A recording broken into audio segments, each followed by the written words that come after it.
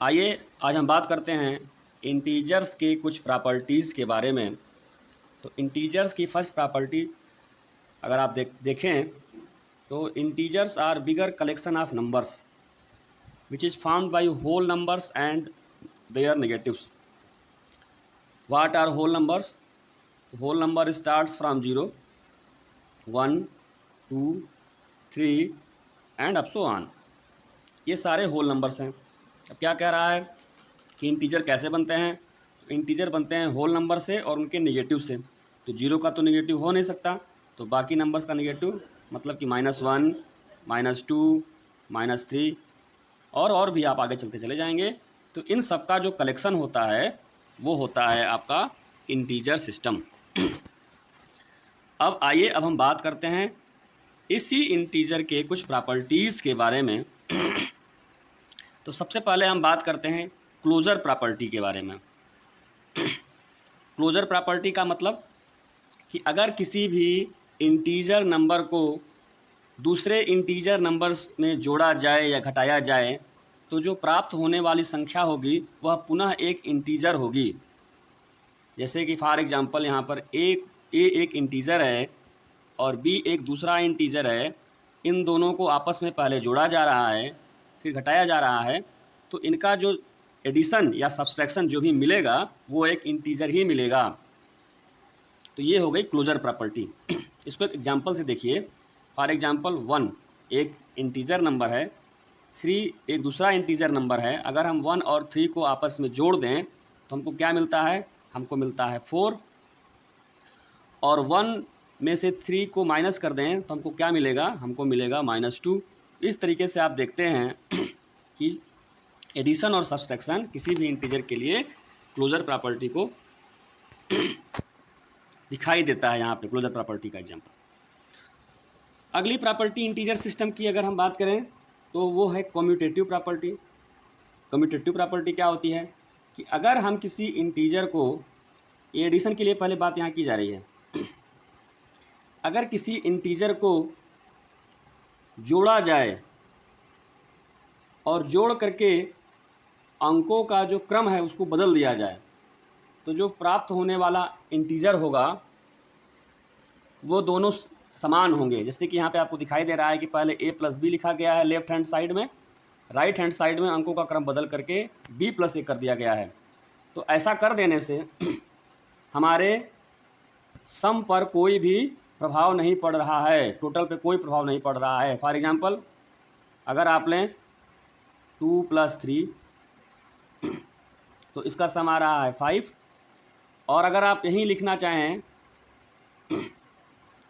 3 + 2, line में खींच दे रहा हूँ यहाँ पे, 3 + 2 तो ये कितना आ रहा है? ये भी 5 ही आ रहा है। तो इस प्रकार से देखते हैं एडिशन के लिए इंटीजर्स कम्यूटेटिव प्रॉपर्टी को फॉलो करते हैं। आइए अब देखते हैं और केवल एडिशन के लिए ही करते हैं, सब्सट्रैक्शन के लिए कम्यूटेटिव प्रॉपर्टी को फॉलो नहीं करते हैं।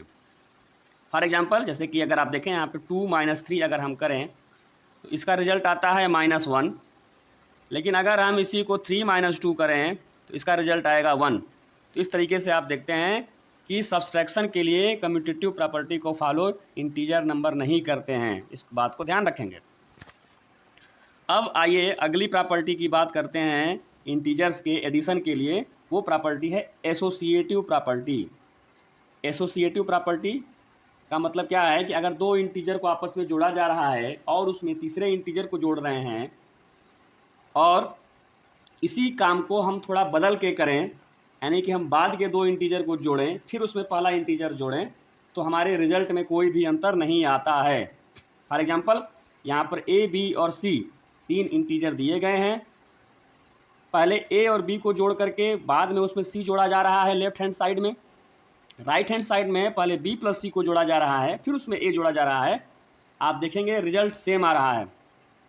एक एग्जांपल से लेके हम इसको आगे चेक करते हैं। 1 + 3 को हम पहले जोड़ ले रहे हैं और इसमें 5 को हम बाद में जोड़ते हैं। रिजल्ट क्या आता है लाइए देखते हैं। रिजल्ट आता है 1 + 3 को जोड़ेंगे तो 4 आएगा और +5 तो रिजल्ट आ गया हमारा 9।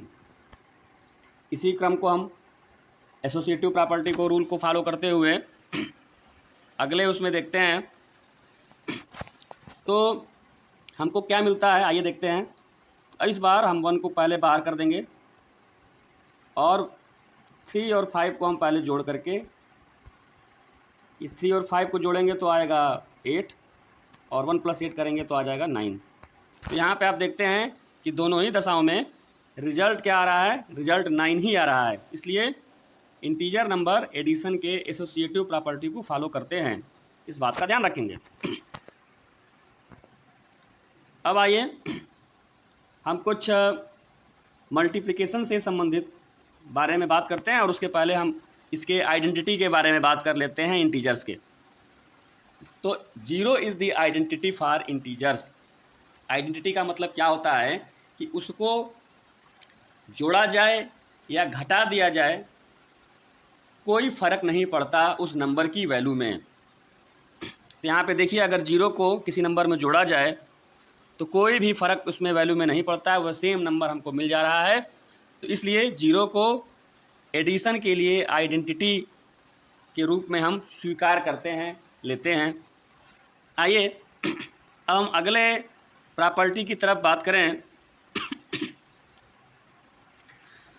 तो यहाँ आप देखिए कि अगर किसी भी इंटीजर में मल्टीप्लाई किया जा रहा है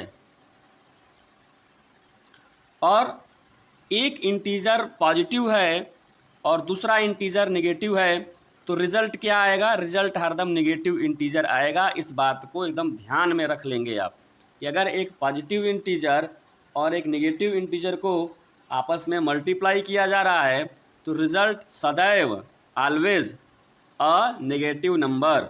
यहाँ देखिए -2 और 7 को जब मल्टीप्लाई किया जा रहा है तो ये -14 आ रहा है।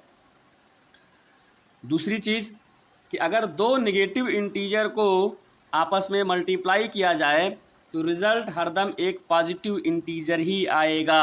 यहाँ पे आप देख लीजिए -3 और -8 दो नेगेटिव इंटीजर्स हैं, इनको मल्टीप्लाई करने पर 24 एक पॉजिटिव इंटीजर हमको मिल रहा है।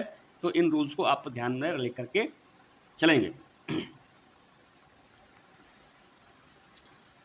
अगली प्रॉपर्टी के हम बारे में बात करें,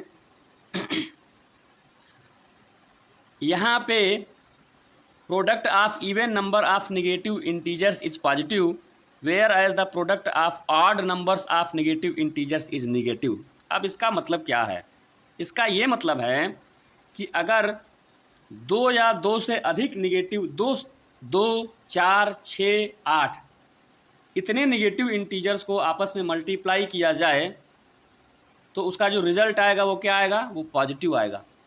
लेकिन अगर तीन नेगेटिव इंटीजर्स को आपस में मल्टीप्लाई किया जाए, 5 नेगेटिव नंबर्स को आपस में मल्टीप्लाई किया जाए तो रिज़ल्ट हरदम नेगेटिव आएगा। आप उसको चेक करके देख सकते हैं। आइए हम मल्टीप्लिकेशन के और भी प्रॉपर्टीज़ के बारे में बात करें। तो आइए मल्टीप्लिकेशन की क्लोजर प्रॉपर्टी के बारे में हम पहले बात करते हैं।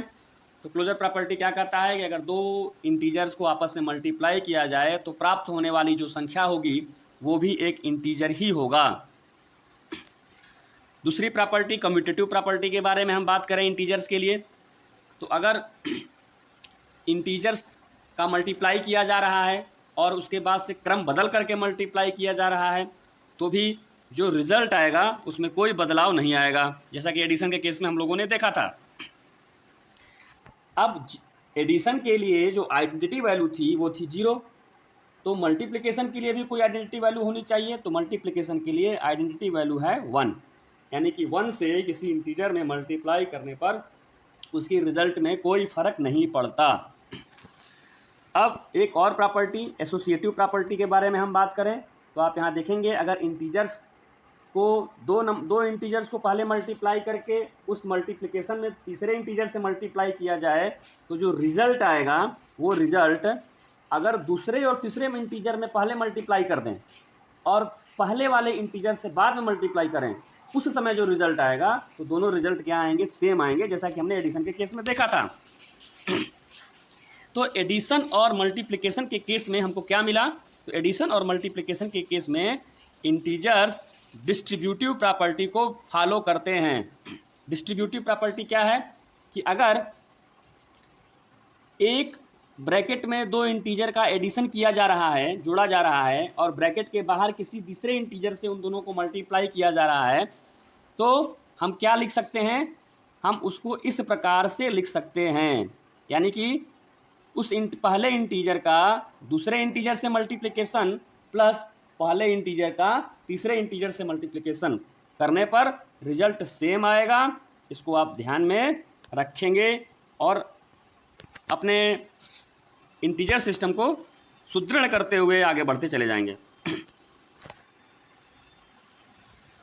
अब इन प्रॉपर्टीज़ का लाभ क्या है?